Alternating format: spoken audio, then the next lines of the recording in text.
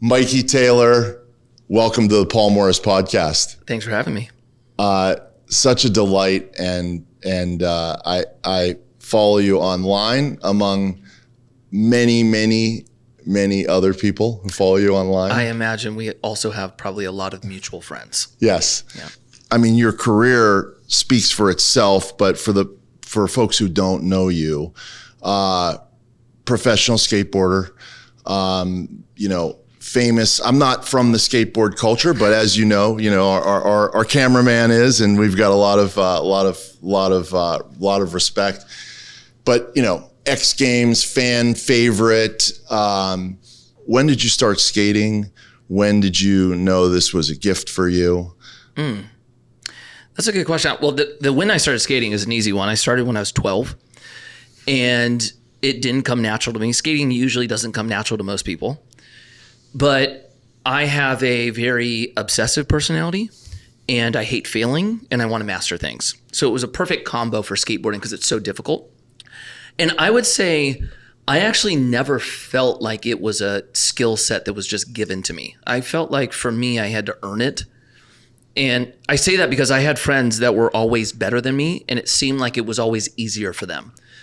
And so I would say for me, it was more the way my brain was wired is why I got good at skating, not because it was just natural. Mm-hmm. I know enough about sports and have played enough sports that just starting something at 12 and then achieving the heights that you achieved is usually not what we hear. What we hear is I'm friends with a pro MMA fighter, and she started very young. Right. It's just like these things like, to achieve high level success nowadays, it's like, Tiger Woods started playing golf at 3 years old or whatever. So 12, and then also to say that weren't naturally gifted is also an amazing thing to say, because so many people try so hard, hours and hours and hours to be good at skateboarding, and they're just not doing the stuff you're doing. So yeah, I should probably clarify that. I'm coordinated. I am coordinated, but if you compared me to others, it would take me 10 times the effort to do the same trick. Mm-hmm. I had to put in more work. Mm-hmm. I think it was more the obsessive side of me that got me to the professional kind of stage. Without that, I had no chance. And that's what you see. Actually, you see the reverse for a lot of very talented kids. The kids where everything comes natural to them, they almost don't cherish it because it's so easy. And then you see some of the best skateboarders actually never go anywhere with it. That's the fascinating part. Well, it's the grit. Yeah. And thankfully, I've taken grit into work. Yeah. I was and am, if I can still say, I was going to say kid, so I got to take that word out of it, but I was. It's fast. I feel the same way. I was and am the kid that, the thing, especially coordination, the thing came very naturally, came so gifted to me that I'd be 3 years into somebody's progression after 6 months. But then what happened was I got that level out. That's right. And then I'm like, oh, okay, well, this isn't fun anymore. Yeah, that's right. That's right. That happened to me in almost every other sport. It just didn't happen in skateboarding. Yeah, I went from mediocre skier. I decided I was going to become an expert skier. I became an super amateur expert skier, went heli skiing with the best of them. And then I was like, okay, no more. Yeah, it's like getting the cheat codes or beating a game, right? Yeah. I love it. Well, I imagine you were making good money, obviously making good money as a skater. Is that? I was making good money as a skater. If you compare skateboarding to the other sports, we don't make money compared to them.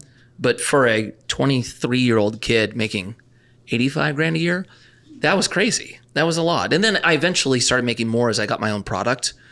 But skaters typically don't make enough to not have to do something after. Most of us have to work almost day one after our career. What are the skills that carried over?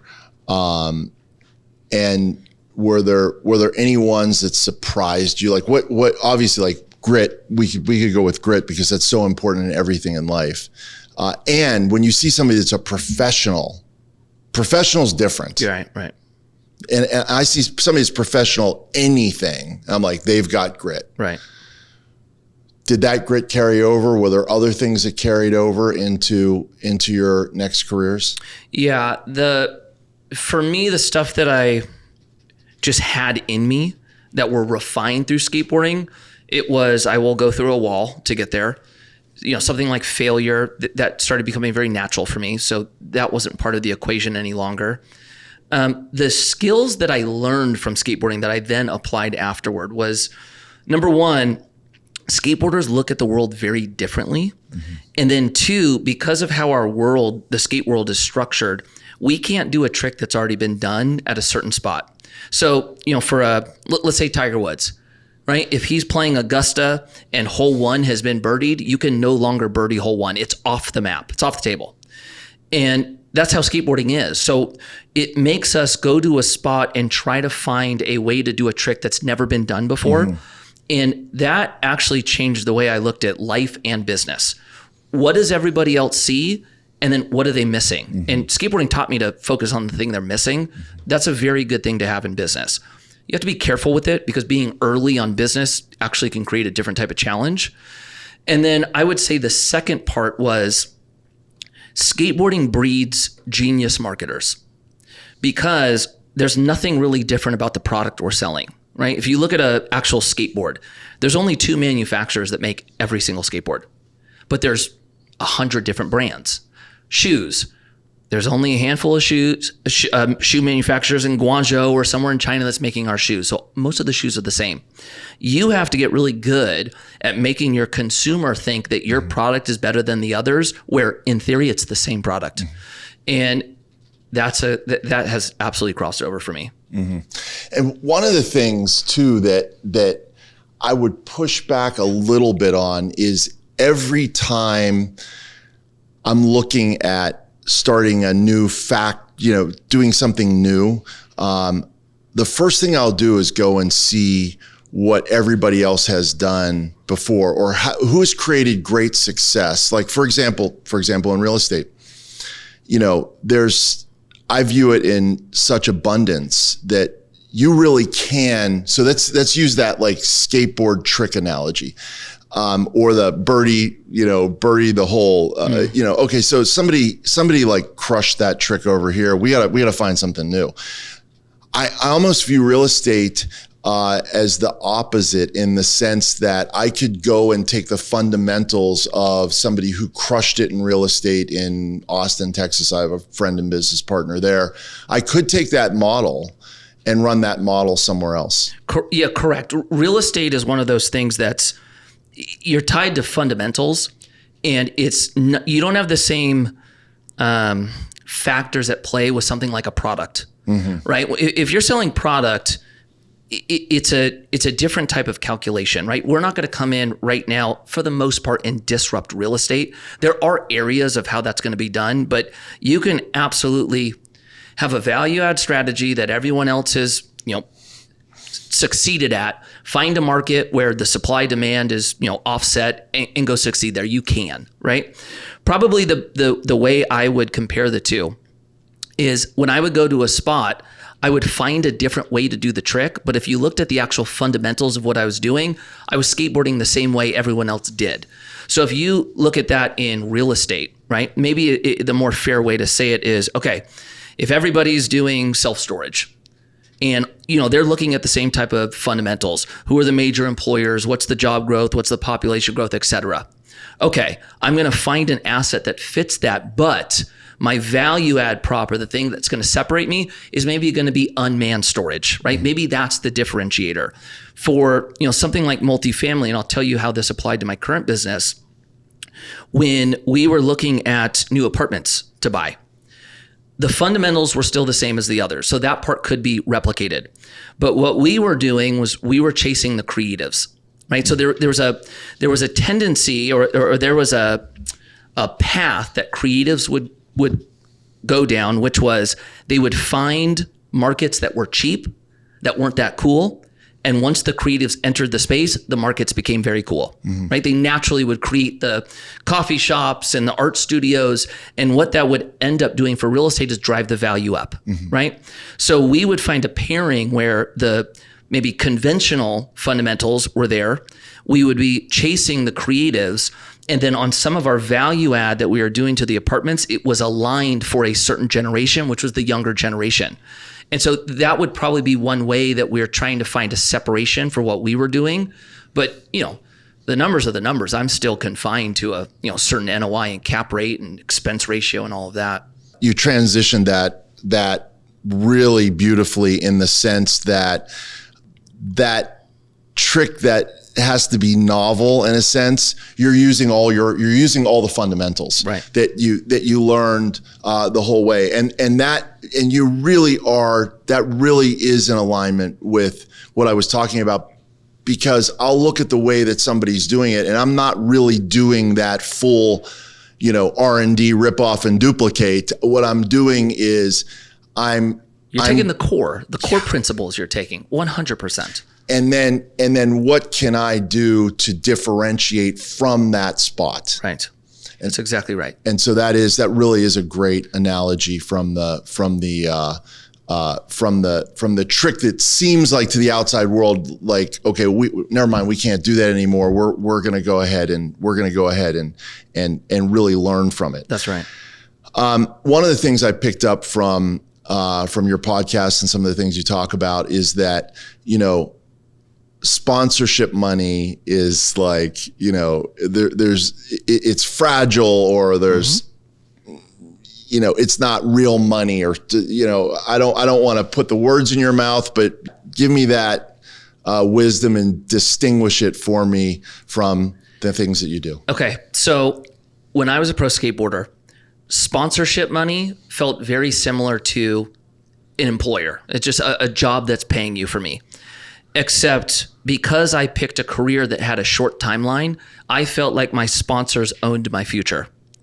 And so I was making money while I was relevant, but once I was no longer relevant, that money went away. So I always looked at that as a risk. And so, yes, I was blessed by income coming in from my sponsors, but what I did not want to happen was I could no longer skate at the pace I did. Sponsors went away, income gone, and now I'm struggling. That was a risk I wanted to take off the table. So my whole model was, okay, where can I put dollars that can grow beyond my career? And if I can shift all of that income from sponsors into assets, I'm good. It doesn't matter if I can no longer skate. That applies for 99% of people, right? I've got a sales job. I'm making money. I'm eating good. My lifestyle is great. The second I stop performing, the second they change my comp plan, the second any factor comes into my life, I have challenge. And so the problem is the majority of us look at wealth through the amount of income we make. We don't calculate wealth based off how long do I not have to work and I'm still okay. And I just had somebody come into my life and teach me this viewpoint early enough where I then just had to go execute. So that was one of the biggest blessings given to me, was understanding that concept. Income, whether it's sponsorship money or not, is fleeting. And I look at it the same way. I came from a legal background, the best you could do is crush it in your area. Maybe you're a specialist enough where you're charging $2,000 an hour. When you're on the golf course, you're making zero. Yeah. When you're taking the day off, you're making zero. Yeah. As opposed to assets that work for you. That's right.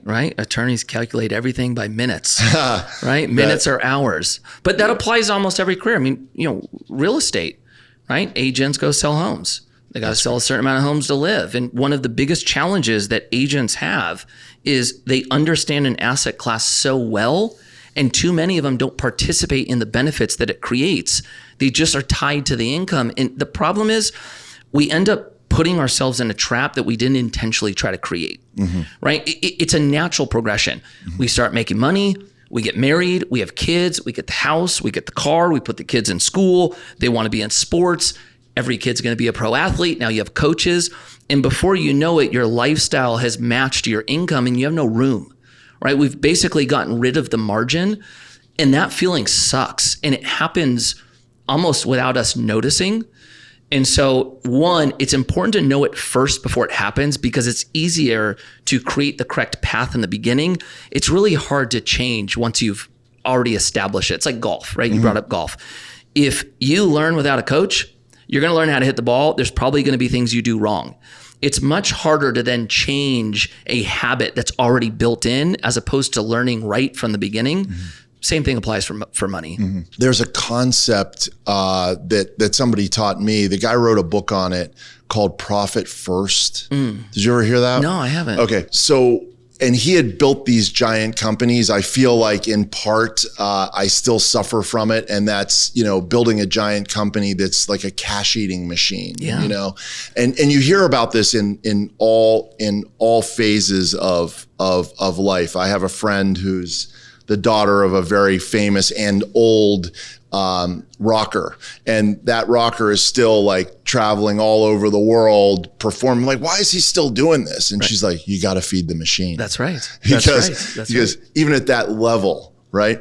And Profit First is a discipline that sets up separate bank accounts. So that because people will tend to manage their life based on their checking account. So if my checking account is full, then somebody says, hey, we've got this great new marketing idea. Sure, I might throw some money at it. That's not the best way to evaluate. And what happens is in a business like this business, you've got to get the landlord paid. You've got to get the employees paid. You've got to get insurance paid. And then you pay all your bills. And at the very end, that's profit last. So it's the pay yourself first model. Correct. Yeah, I live by that model. Oh, you do? Oh yeah, I had somebody instill that in me very early on. It's actually the only way I've ever been able to save, because even like we're all human, right? It's like I make money, I pay the bills, what's left over, and maybe we have a couple months where it's left over, and then we want to go on a trip, and that's human behavior. What you're talking about in the pay yourself first model is it just takes that calculation off the table, or it takes that risk off the table, right? Money comes in, you have an automatic withdrawal, puts it into a different account. You don't touch that account. Then the money that you have after is your expenses and your discretionary and non-discretionary. And if you can keep that system at play, you always have that cushion of growth, whether it's 10%, 20%, 30%. And then as it starts compounding in investments, it starts getting fun. It just takes time. I did that also without the intention. It was great to hear somebody really explain how to do that with intention. And the Profit First guide, it basically talks about creating all these separate bank accounts. And, you're like, you just look at your overall, income and expenses, and you can start small. You throw in $5,000 a month, I'm going to pay myself $5,000 a month. And it's just like the first bit of income that comes in over here. And then they would have a tax account so that you're not spending to the point where now you've got all this income that you received, you spent it, now the tax bill comes and you have a crisis. And the funny thing is before I heard this concept about Profit First, I fell into doing it the right way, because what I would do is I would have this chunk of money come in. I wouldn't separate it. I wouldn't pay the taxes. But instead of running out and buying a car, I'd be like, there's this investment that's great. Yeah. So I would overinvest. And then actually what would happen is when it came time to pay my taxes, I didn't have money to pay my taxes any more than the person that blew all their money. But the difference was I had bought great assets that, so then when I struggled and did whatever I do, I had to borrow some money to pay my taxes. One year I had to call the California Franchise Tax Board and put myself on a payment plan. Yeah. And it wasn't because I hadn't made a bunch of money. And it also wasn't because I'd blown a bunch of money. Yeah. You had the right idea. You just needed a small tweak. Yeah. Yeah. That's good. Yeah. That's really good. I'm still, maybe that tweak is going to happen pretty soon. It'll happen. It'll happen. A lot of athletes, for one reason or another, they'll make a bunch of money. And I understand skating, you didn't make a bunch of money, but it was great money at the time. And they really, sort of blow it all at the end. And it doesn't come out well for them in the end. How are you able to sidestep that mistake, and what's your advice for people that are facing that? Yeah, I sidestepped it because my parents panicked when I told them I wasn't going to go to college and I was going to try to be a skater. And the thing that my parents pushed on me really heavily was go get help. Just go get somebody in your life that will help you do this financially. And that mixed with a fear, fear can be powerful. Right? You can definitely use fear to get you forward. It can also, hold you back at the same rate. For me, I was so scared of what my life was going to look like after skateboarding that fear created action to stick to the plan that somebody, built the blueprint for me when I was young. And so what I was doing wasn't making an astronomical amount of money, but I was living off almost nothing. I took the Dave Ramsey approach. I just reverse engineered it. And instead of living off nothing to pay off my debt, I was living off nothing to invest as much as I could. And that was very, very powerful for me. Now, talking specifically to athletes, here's what happens with athletes. Number one, pro athletes don't like thinking about the end. And when they have to think about the end, it's typically when they're on their way up or potentially at their peak. What usually happens is as the wheels start falling off and your career ends, then you go into, okay, I got to figure this out. And unfortunately, you just left yourself with no runway. So the different perspective change that needs to happen is on your way up, you're not planning for the defense to protect yourself. You're ensuring a roadmap so that after your career ends, you keep moving forward and you keep moving up. So it's actually an offensive play. Just most athletes hear it as defense. And then if you do this right, the options on the table when your career ends they are many, and it feels very freeing. Yes, and very empowering. 100%. And I was very good friends with Ricky Williams, the famous pro football player. And one of the things that he said to me was that athletes feel like they're so in charge, or they need to be in essence, they need to be the man. They need to be in charge. They need to, that in order to say like, hey, I need help with my finances, that it takes a level of humility. 100%. Yeah. And in your case, and in my case, that humility was easy, I think, if I may speak for both of us, because I didn't have a safety net. I was scared to death. Right. So humility comes a little easier when you're freaked out. 100%. You will get to a point where the humility will come. It's just, are you going to wait until your back's against the wall, or are you going to accept it before the car crashes? Right. You and I just thank God we picked it before the car hit. I love it. You had a great experience, great exit with St. Archer, which is the brewing company. Tell me how you got into that, and how did that wind up great, and what did you learn from it? Okay, so I ended up being a part of building a very successful business that had a phenomenal outcome. We ended up selling the business, and that was in big part due to my father-in-law, because I was dating his daughter at the time and I wanted to marry her. So I asked if he would have lunch with me, and I was going to ask his blessing to, marry his daughter. And when I asked him, I was not prepared for the reaction I was going to get, which was an onslaught of questions. Great. What are you going to do after skateboarding? I don't know. Maybe start a business. Okay. What type of business? I don't know. What makes you think you'd even be good at business? I don't know. Just hit me. To the point where I was like, is he going to say no? Right? Long story short, he said yes. I've now been married 15 years. We have 4 children. We have 1 coming any day now. And 2, it really made me start thinking about what was next. What was I actually going to put my time and energy into after skateboarding? And that led to me connecting with 2 of my friends. We came up with this crazy idea that we could build a production brewery. And we took the same model that we were talking about at the beginning. What can separate us?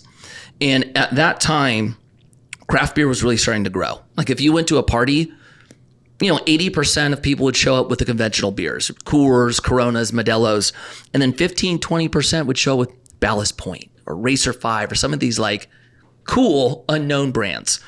And so we were seeing that trend happen. We looked at it and went, okay, there's something that these companies are missing, which is marketing, brand, and community, right? All they're doing is selling product. So we had this idea that we could build a product, which was a beer, that could compete with them. So, the fundamentals that we talked about earlier, we had to have a beer that could win medals. But the thing that made us different is we built a whole brand around the California lifestyle that we viewed our state as, which was surf, skate, snow, music, art, culture. And so that was all of our marketing. We brought investors in. Those investors became our ambassadors. All of our marketing material was their stories. It had nothing to do with beer. The only mention of beer was this video is presented by St. Archer. And then it was a video on Paul Rodriguez growing up skating in the valley and having a famous dad as a comedian and, being a Mexican kid that's building this brand that became the greatest skateboarder ever. And we did that with all of our athletes and ambassadors. And what that did is everyone else that looked at California lifestyle the way we did, they were bought in.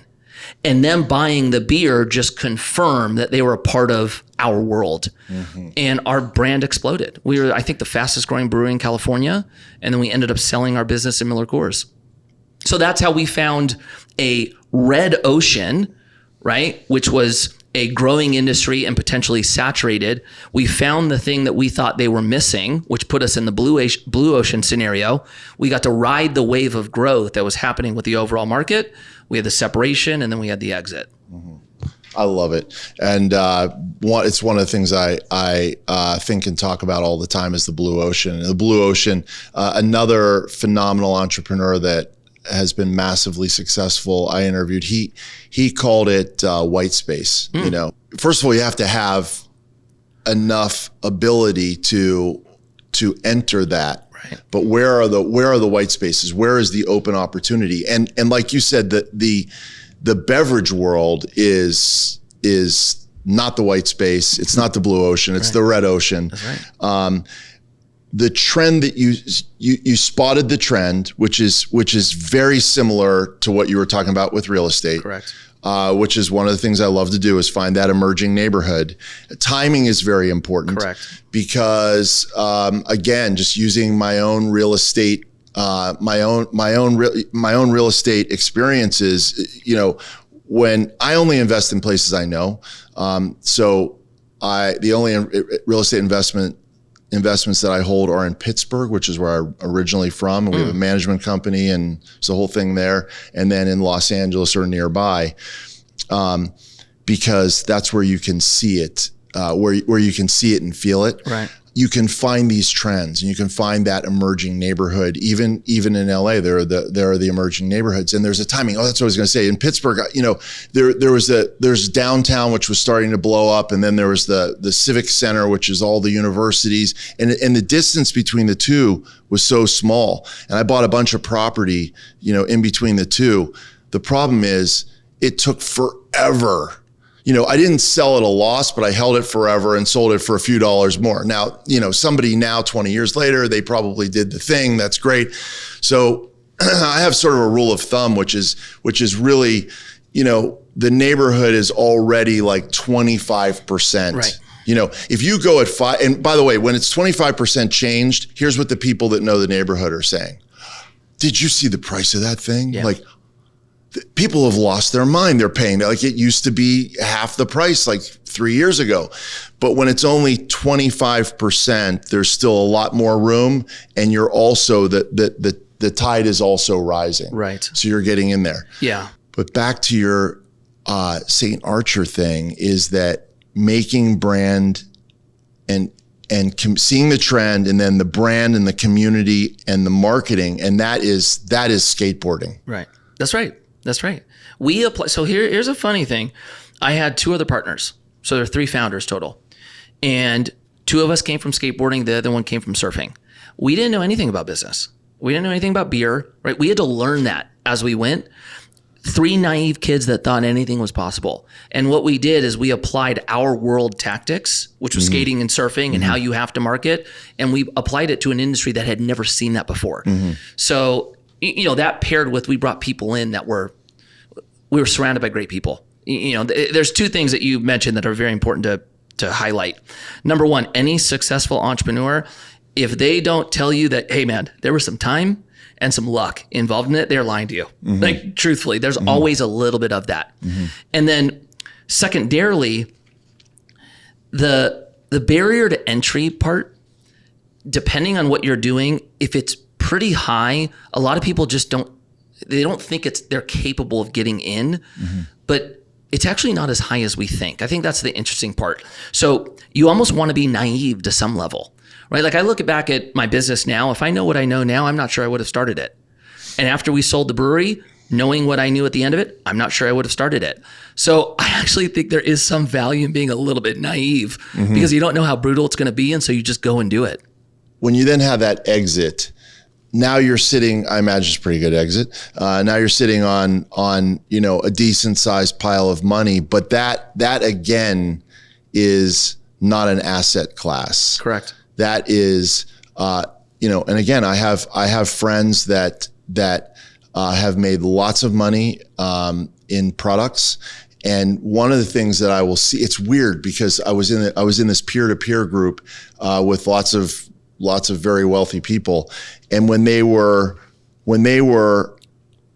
was product driven or when it was a business, not real estate, it was weird how once the business was established, their income and their net worth were about 10x apart. So if a guy said, I'm making $5 million a year with this business, as long as it has some maturity to it, the guy's net worth is about $50 million. Right. It's $2 million a year, $20 million. And the math just went like that, except for when I got to the real estate guys. And then the real estate guy was like, oh, well, my net worth is $150 million. So they should be making $15 million a year, but really they're making like $4 million a year. Yeah. Yep, that's right. Right? Yep. I'm ringing a familiar bell for you. But I think the important thing to highlight is it's dependent on what you're doing, right? Like if you're going to build a service-based business like mom and pop, it's the reverse. They cash flow very well. They just don't get the valuation. It's why so many people in their 60s now are trying to offload their business. But if they're pulling in $700,000-$800,000 a year, but they're only going to be able to get 1.5 when they sell it, they can't sell it. So that's an example of a cash flow heavy business. The reverse is absolutely at play. And that's what our brewery was. I would still view a business as an asset, but the way we were going to make money is on an exit, right? Our value was tied up in equity. So we had to get to an exit. On real estate, you could probably argue that you could do the same thing. You can look for just cash flow assets that don't sit in appreciation markets and you're just going off a yield. Or you can go pure appreciation, California. Maybe your cash yield is 3.5%, but you've got the equity, bump. I would say most real estate investors though are rich on paper and their cash flow is not crazy. That's most of us. That's right. Yeah. And it's amazing. It was amazing to see. It was to the person. There were maybe 14 of us in there, and 10 of them, 10, 11 were some form of business. It didn't necessarily have to be product, but whatever the business was, and it was like 10x to.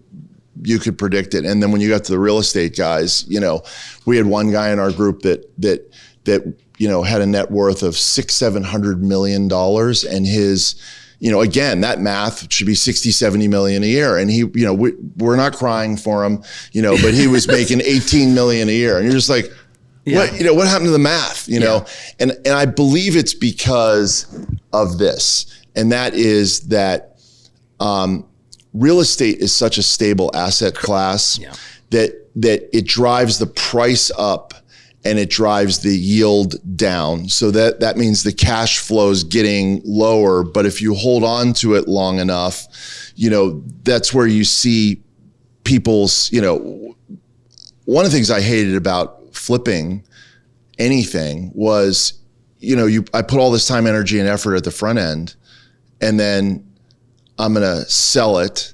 And then it's like starting over again. It's like being a real estate agent. You're back. You're back to ground zero. And I was like, I can hunt for property all day long and never get tired of it, knowing that once I acquire it, sticking it, I'll reposition it, take time on repositioning it and stick it on the back burner, and then just Yeah, you're creating. It'll grow over you're time. creating a machine. You answered, I think, similar to how I view it. We don't like including risk into the calculation. We typically just focus on return or cash, right? And how it's supposed to work is if you're going to do something with less risk or a lower risk profile, usually the return is going to reflect that. And real estate is just one of those asset classes. It can go wrong, but the risk profile is much lower than me starting up a brewery. And the numbers reflect that. The return I got on the brewery, you can't get in real estate. But the probability of me losing everything in the brewery was much higher than our apartments that we do or our storage units, So it's just part of the equation. Yeah. One of the guys in our group who does private equity started with a beverage product, and he and his brother killed himself doing it. They had a great exit, and they were just like, let me tell you the 9,000 reasons we would never do a beverage again. Yeah. They just happened to get, one of the big companies to buy their thing. And if they didn't, they would have been. Yeah. So I'm going to maybe assume, this is not for everybody, but I bet to assume that the guys in your group, even though from a revenue to equity standpoint, the real estate guys were, a little bit off kilter, probably the stress levels that they held versus others were much lower, right? Yeah. For the most part, yeah. There was a woman in our group, and I just interviewed her, and she and her husband in particular was doing massive developments, and man, they had the roller coasters, and it was driving her crazy because she's like, are we rich or are we not rich? Yeah. Yeah. And you can fall into real estate. That has not happened to me because I've taken a much more conservative approach. That's right. If you're a flipper or you're flipping development, it's a different risk. Mm-hmm. Yeah. I could have you mentioned Dave Ramsey. I don't listen to enough of Dave Ramsey that I could risk, misquoting, but I know that he is very against leverage. Right. And I can tell you that if I did not use leverage, I really should do the math someday. If I didn't use leverage, I would have, 25% of the wealth that I currently have. Right. And leverage is definitely an accelerant. So therefore it will really accelerate your upside, and it will really bury you. What do you think about leverage? I love leverage. Yeah. It just needs to be done right. Right. The thing about Dave Ramsey, and it's important to know this, you need to know who he's talking to. Dave Ramsey is not talking to you and me, right? Dave Ramsey is not talking to people who are building wealth. Dave Ramsey is helping people get out of debt, credit card debt, not the debt you and I are talking about. So in that sphere of people he's helping, listen to him. Like he's totally right. But Dave Ramsey is going to get you from defense to neutral. Dave Ramsey is not the guy that then takes you from neutral to offense to freedom. That's not his lane. Mm-hmm. And so how I've always viewed debt is, through a few different lenses. Number one, an accelerator, right? If I bought an asset for $100,000 all cash and it appreciates by 10%, I made 10%, right? If I put 20% down, I finance the other $80,000 and it goes up by the same 10%, well, that's a totally different return profile. Right? Absolutely. I just got 50% of my return. So it's much greater. So it's important to know that. 100%. Where people go wrong with leverage is they start understanding that the more leverage they use, the higher return they can make, and then they get starry-eyed. And they give themselves no cushion if things go wrong, right? This is what you saw in the last 3 years in the commercial real estate space, right? Interest rates are at an all-time low. Cap rates are compressed everywhere. Everyone's doing value add, right? Which is bridge debt. So they're now taking out 80, 90% loan to cost at a super low interest rate and a low cap rate. And what happens? Rates triple, cap rates soften, and their debt is going to mature. And once their debt matures, now all of a sudden the value is gone and they can't replace the debt. They're underwater. Mm-hmm. And so now you run the risk of either having to put in more capital or losing the asset. So you want to be very careful with it. But if you're using it accordingly, or you understand the risk and you're comfortable with it, I don't know why you would not do that. Secondarily, you're not taxed on debt. Like that's the thing that most people don't realize. When you hear somebody say you're not taxed on debt, usually the pushback is, yeah, but you're paying interest, right? But that's a flawed calculation because that comes from the type of interest we're used to paying out of our pocket. I go buy something on credit and I got to make that interest payment. That's money out of my pocket. When you're putting leverage on assets, you're not paying the debt service, right? Your tenant is paying the debt service. And so now you're making a different type of calculation. Do I have enough income coming in to comfortably pay my debt service? And then if I ever want to pull capital out, it's done through a debt instrument. You're not taxed on it. So understanding that will change your investing path completely.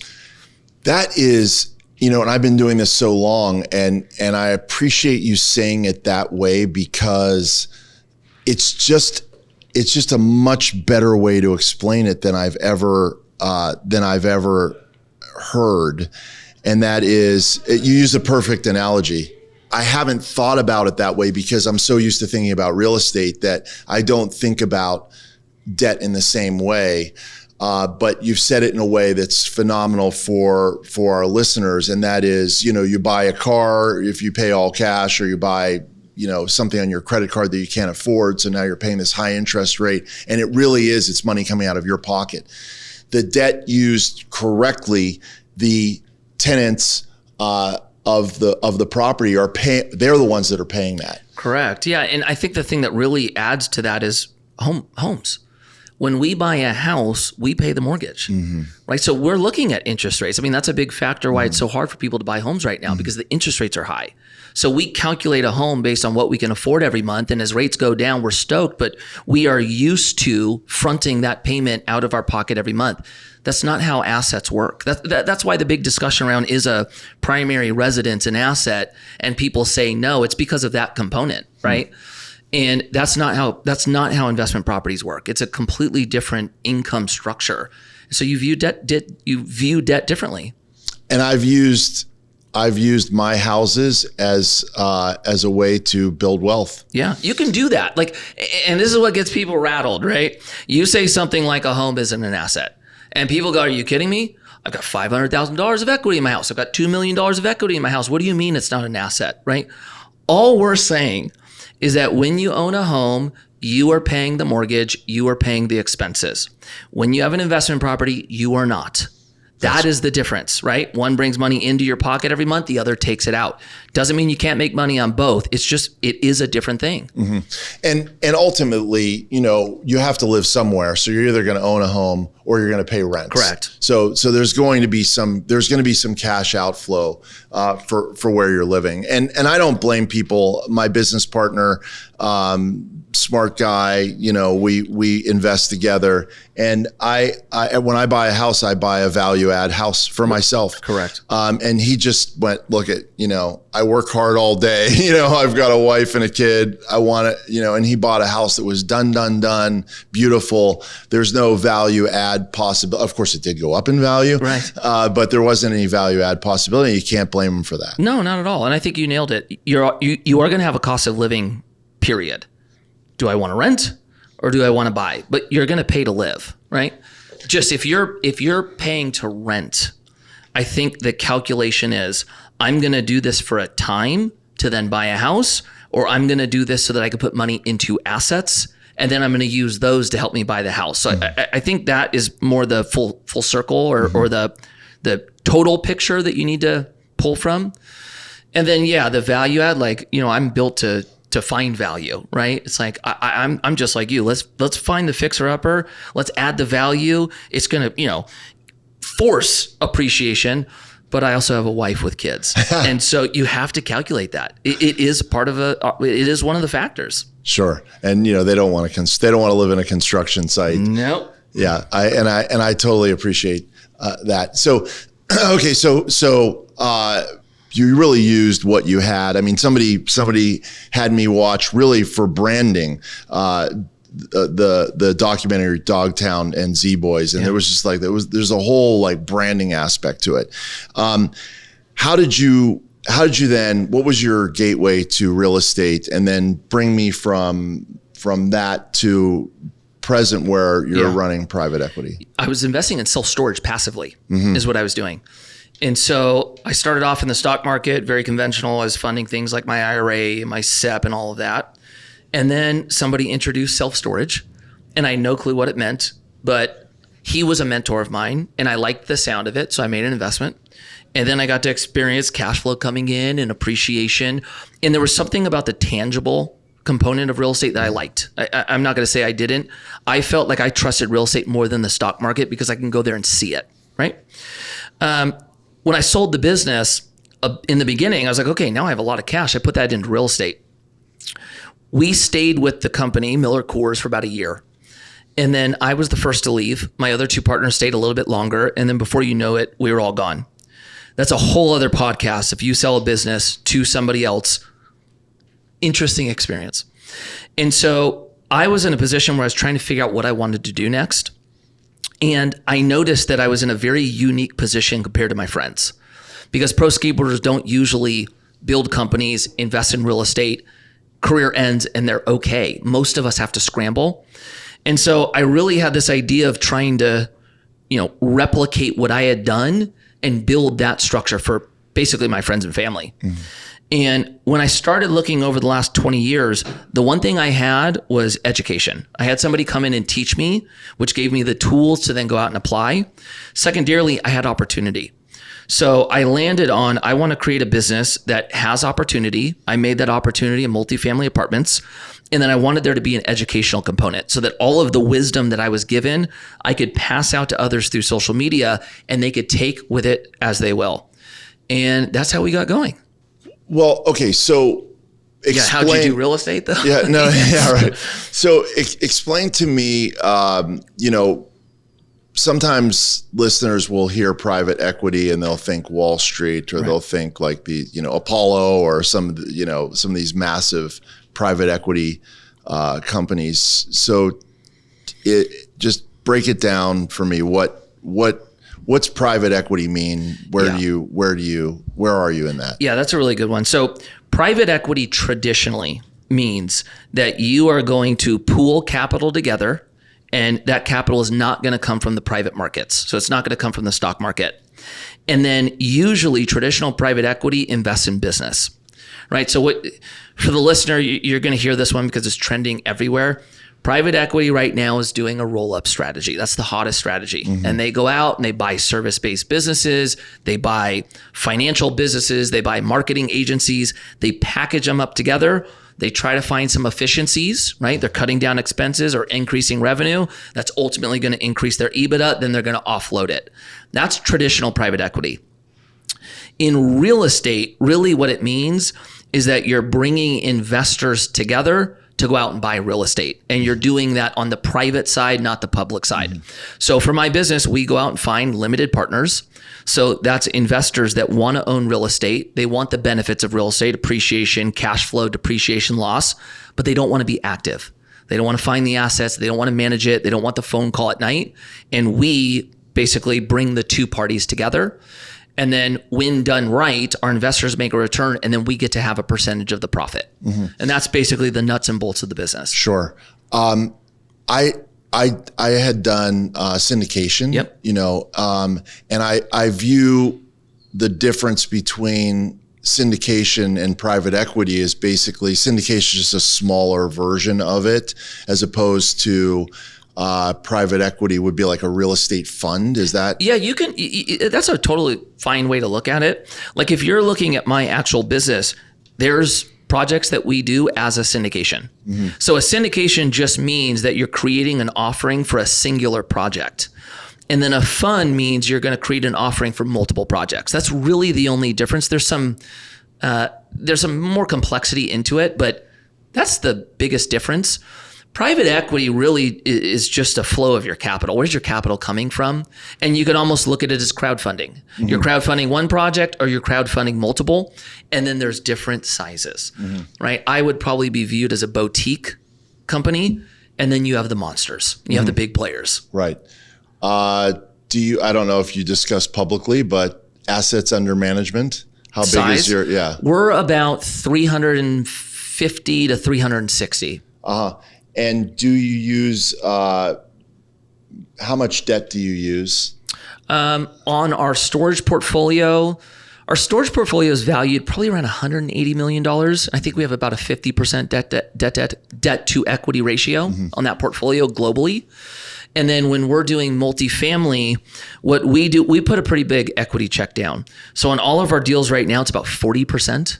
So we do a 60% loan to cost. And then we develop, so we're driving value up. And then when we refi out, we're usually going into more institutional loan, Freddie, Fannie, and usually we'll land around somewhere around 60%, 60 to 63%. So when you say develop, are you building ground up multifamily? Yeah, so we go out and we find a property, and then we go through the entitlement phase, we go through the permit phase, we build it, we stabilize it, we want to refi out, and then we hold. Mm-hmm. That's great. That's great strategy. Where are you buying now? So our self-storage platform is everywhere. We've got 2 assets in California. Everything else is spread out. And then our multifamily, I am exclusively in Southern California. So, you brought up, this was a conversation we had in the beginning. What is an opportunity that others are missing? When I started investing singularly in SoCal, that's when everybody was flighting. That was when everyone was chasing the Midwest and the Sunbelt states. And they thought we were nuts for investing here because the regulation sucks. The politics are crazy. It's difficult. All the reasons why people left make sense. But my thesis is this. If our state is experiencing the most extreme housing crisis we have ever experienced because we don't add supply and all the investors are going elsewhere, what happens? Values go up, occupancy goes up. You're in an unhealthy market if you're just looking at where costs are. But if you're owning, that's not a bad place to be. So we tried to find those most undersupplied markets and add supply. And that's what we've been doing. Yeah, so right now that's, I've got a handful of projects in Ventura. I've got a project we just completed in North Park in San Diego. And then I have 2 projects that I just closed on in the San Fernando Valley. And then I have about 8 to follow. And those ones are actually all affordable housing. So that's our newest platform is on the affordable side. And then everything else that we've done historically has been more market rate. Oh, so what are the sizes of the projects? Cost or unit wise? I'll take both, I guess.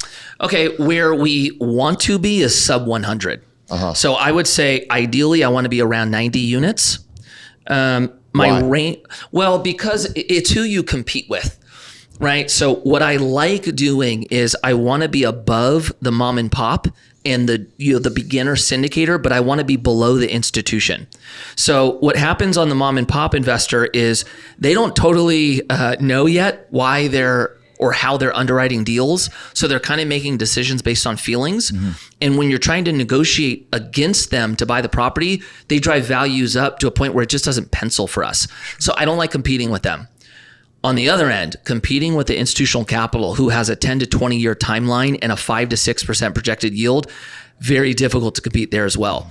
So what I like is buying assets where both sides are not trying to buy, building them to a point where the institutional investor then comes into play to be my buyer. That's what we like doing. So what does that look like? Most of our apartments range from 40 to 100 units. And then the cost of that can range from a $14 million cost to about a $45 million cost is, I would say, our spread. The properties that you're buying, do they need work and are they in emerging markets? Almost all of the properties we're buying are scrapes. So we buy them, we put them under contract, we go through the entitlement. Once we're entitled, we will then get our permits, scrape them, and build brand new. That's the majority of our assets. Wow. And emerging markets, yes, I want to be in emerging markets, but the caveat is I don't want to be too early. So usually like what we say is like chase the home flipper. The home flippers are usually the first ones in. And if you start seeing the institutional investors dumping capital, you're usually on the tail end. So I want to follow the home flippers. That's cool. Also, what you described is the blue ocean. The blue ocean. I have a good friend who won't come on the podcast because he likes to fly under the radar, and he built a portfolio. And it was really institutional. He sold it to I don't want to go into too many details, but he sold it to Starwood Capital for several $1 billion before they're now having a bit of difficulty. Right. But I recall asking him questions, and one of the things that he said was, I can't look at anything under 200 units. Correct. So you're nailing it exactly in terms of, and then the mom and pops, I would argue, it may be what you say, an underwrite. Oh, they just don't know how to underwrite it in the same way, but they're also in a sense a retail buyer. That's fair. Yeah. So they're a retail buyer. So even if they do a beautiful job underwriting it, they're like, well, it's the fourplex down the street from me. It makes more sense for us as a family to own that. Yeah, that's fair. If we get really specific on who the bigger challenge is, it's the up and coming syndicator is the bigger challenge. It's the one that hasn't gone through the reps yet to know that things don't go according to plan. And so when they're looking at their underwriting, they're expecting a 3 cap on exit and, no cushion for their, development to go too long. It's that person. And so when they're looking at their pro forma, which we would say there's not enough factors at play, they think that they can buy more than us, but we just won't buy at that rate because we bake in that things will go wrong. Mm-hmm. That's probably the bigger challenge for us. How are you able to successfully navigate the entitlement problem? Because that, it's such... The entitlement can be such a value add that there are people, I'm sure you know better than I do, that they get good at the entitlement thing and they'll just be like, okay, they'll buy it, entitle it, and then sell it. They won't even build the thing. Right. Because there's so much value added at the entitlement. 100%. So there are people that flip paper. Our view has been like, where do we add value that others don't? And how we time it is we go through the entitlement phase and we don't bring investors in. And then once it's entitled, that's when we bring investor capital in and close. And we typically don't increase the value. And so that is part of our room to grow their investment at a higher rate. Mm. So that's one part. Two, it's reps. We've been building here long enough where we know how to go through the planning commission and the city council to get things entitled. Mm. And then now I don't do business in my city, but I'm the mayor of Thousand Oaks. So I understand the entitlement phase very, very well. I did know that. And that's super cool. It's interesting. Yeah. Yeah. And I again, like you said about another topic, that could be a whole podcast. I love the community service piece that you bring and knowledge that you offer to so many people. Definitely North Star, and someone to follow, because you can tell from you're giving this advice from the heart. Right. One of the things that you talk about, I talk about, financial freedom. What is financial freedom? What does that mean to you? Do you have like a solid definition for that? Yeah, I would say the two definitions of financial freedom are: one, when you have enough income coming in passively to cover your lifestyle. Mm-hmm. So you don't have to sacrifice your time. Another way to look at it would be, how long do you have of not working while you could still float your lifestyle, right? Mm-hmm. Those may be two ways to look at it. I view financial freedom as just options. Mm-hmm. When you get to financial freedom, there's more options on the table, and there is a feeling of freedom in that, because options that's mm-hmm. upside in a lot of ways, mm-hmm. I do this thing, this step one, which by the way would be like a magnificent step, and that is to, if you created enough passive income, and by the way, a business that you're receiving dividends from is generally not a passive income, because I own a bunch of real estate offices. If everything's going great, it feels like passive income for a minute until it goes wrong, and then I've got a full-time job and a half. Right. But real estate really can be. And it's a huge step to cover your lifestyle. Yeah, it takes time. Yeah. And the issue that I see with that is that, then you've got lifestyle creep. Yes. There's a thing that I look at, which I call defying economic gravity. And that is, it's just a few more steps more than lifestyle. So I take, and I'll even do it in stages. So, you know, the lifestyle that I currently have, or maybe then there's a lifestyle, I'll call it the dream. I don't have a dream board because, I'm going to take a, you know, whatever the latest jet, you know, G45 and, you know, have somebody Photoshop my name on the side. That's not going to get me up in the morning. But when I think about the life that I live now, the life, an aspirational next step, what does it cost to do that? And then you break all that down. That's the lifestyle piece. Right. And then I have, and you do net of taxes, of course. And then I have the savings piece, which, given my philosophy, you know, is less than you would think it would be, because it's basically retirement account money. And then I have an investment piece, and that's the big piece. And then I have a contribution piece. Yeah. And so when you have enough passive income to where it pays your lifestyle, pays for your savings, pays for your investment, right, and your contribution, that's the number that I like to calculate. And then that's where I say defying economic gravity, because then you really can. Right. Sort of, you don't have to quit working, you don't have to quit doing your thing, but you absolutely could. Yeah, that's a good way to look at it. That's a jump off point. Yeah, I like that. And I think it was the Milken Institute, but I think it was Charlie Munger, you know, years ago, and he said that when you have enough assets, when you have enough income, passive income coming from your assets, that you can buy more assets with the passive income, that's when the wealth snowball just 100%. Like there's a now for a lot of us that feels very far away, but I think it really is good to focus on the goal. And the ultimate goal is when income is coming in passively and you want to increase your lifestyle, the move is not, okay, how do I make more income? It's how do I get more assets on the board to then give me more passive income? Then I'll increase my lifestyle. What Charlie's talking about is the next level to it, where the income's covering lifestyle and all growth you want, plus growing more assets, which then grows the revenue. That's autopilot. Autopilot. Autopilot. I love it. What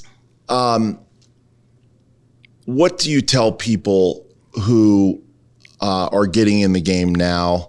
You know, maybe they have a little bit of money, maybe they have 50 grand. What's a good way to get started? Okay, so this is what worked very well for me. I started with where I wanted to go, the end game in mind. Mm-hmm. And when I first did this exercise, I was 23 years old and I was a skater. So factor that in.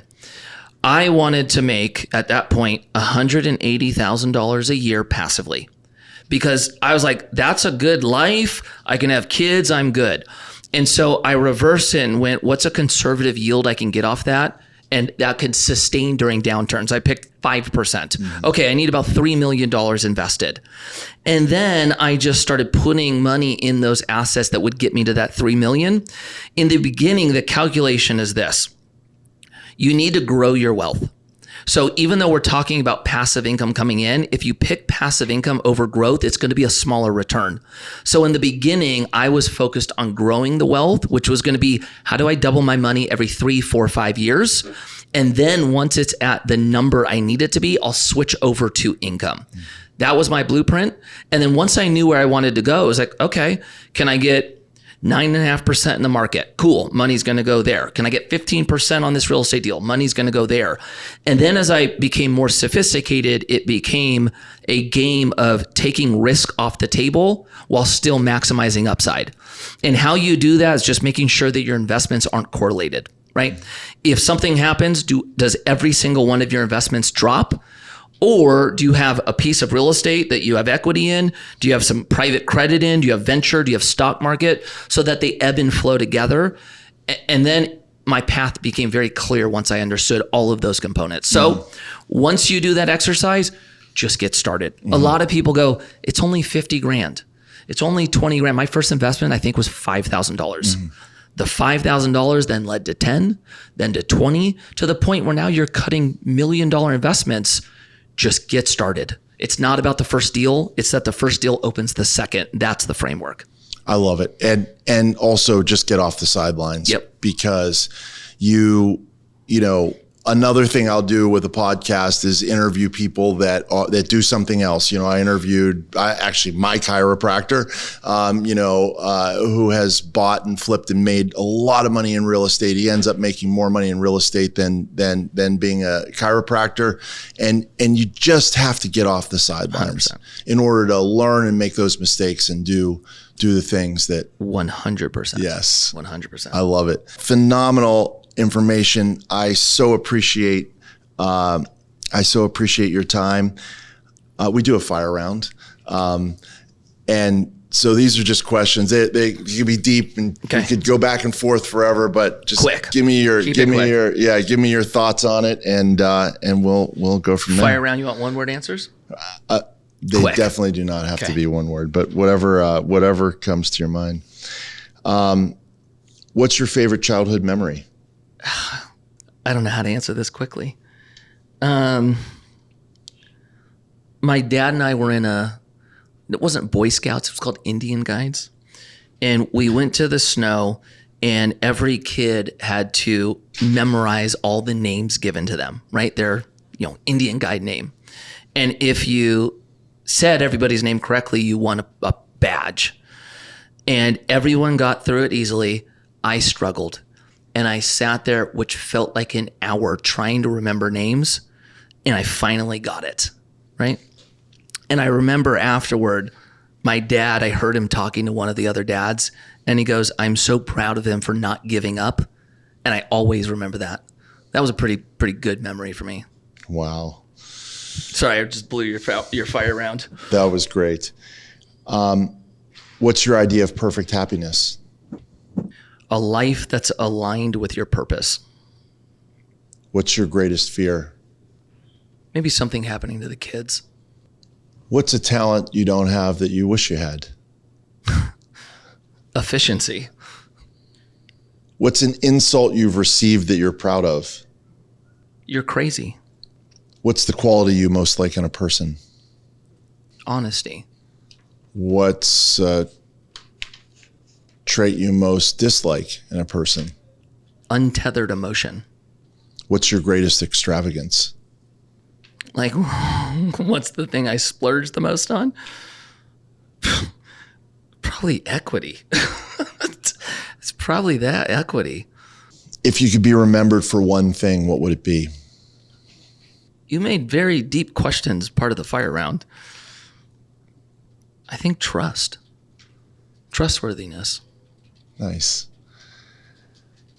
So, LA has a lot of great hikes. You go on a hard, difficult hike by yourself. You get to the top. You look down, wife, kids, business partners, investors, community, and you shout one thing. What do you shout? I'm going to meet my creator. Wow. That's awesome. Hey, Mikey Taylor, I love it.